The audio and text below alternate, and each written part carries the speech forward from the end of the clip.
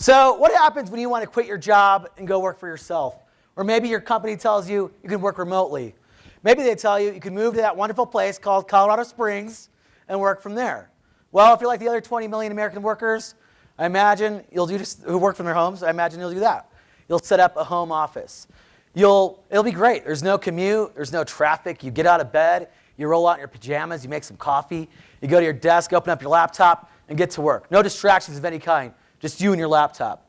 What if that's a problem? What if no distractions is actually a hindrance? What if you miss talking to George from accounting about Game of Thrones? What if you miss talking to people this period? You realize you haven't talked to anybody in about 3 days.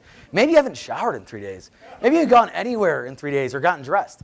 Maybe there's too many distractions. The dog needs to be fed. Dishes need to be done. The game is on. YouTube's around. Sometimes you just want to get dressed and go somewhere and get out of the house and do something. Get away from the kids maybe. So where do you go? Maybe you go to your local coffee shop. They've got Wi-Fi. They've got probably really delicious pour-over coffee, I bet. And there's people around so you can interact with them. Now you're not isolated anymore. But you quickly realize it might be a little expensive to office out of a coffee shop.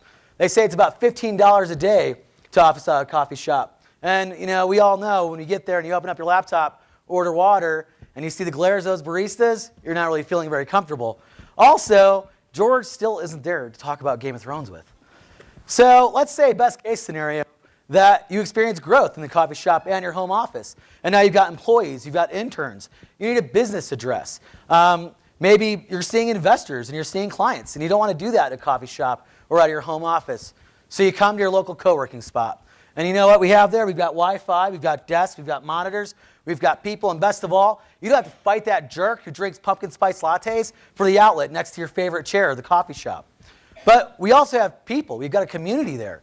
We've got people who are doing all kinds of great things. And you know what? We might not have George, but we have Derek. And that dude loves Game of Thrones. Come and talk to him. Now you could break up your day with those 5-minute conversations, get you away from your desk, and get you back to work and get you back in the groove.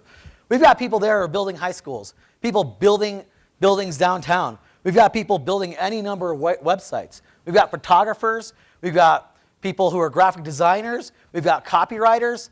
And what's really great about this is now maybe that person developing that website, he can get copywritten by one of our copywriters. Someone who's a graphic designer can help you with your print work and maybe your promotional materials. Oftentimes, oftentimes to be successful, you have to step out of your comfort zone. And what better way to do that than a community of people who've already been there? People who already know what questions are going to be asked. They already know the terrain. And, we don't know what we don't know.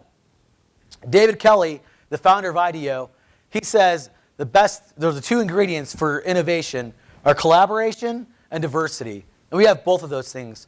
We've got people from very diverse professional backgrounds who are willing to collaborate and help you get stuff done.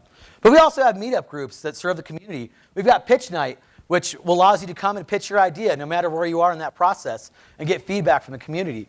We've got JavaScript meetups where you can learn how to code. We've got 3D printing meetups where you can learn about 3D printing.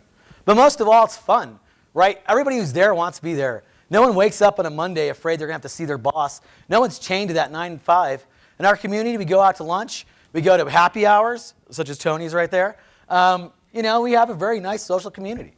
People will tell you that co-working, it's been around for not very long. But I would disagree and say it's been around for a long time.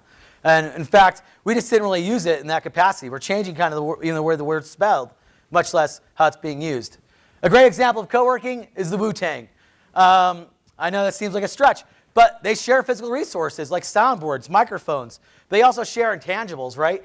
They collaborate. If they had a member board, I imagine it would look like this. They've got producers, they've got lyricists, they've got people who they create great beats, and they've come together. They have their own solo projects, but they collaborate to build themselves up. They realize that by collaborating, they can go into these other markets where they have they don't have any expertise, like movies and clothing and video games.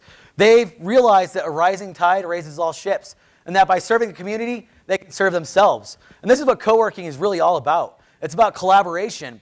So, it's not about providing desk space and providing outlets and Wi-Fi. And I leave you with this. Just like the Wu-Tang, if you have beef, bring the ruckus. Co-working ain't nothing to fuck with.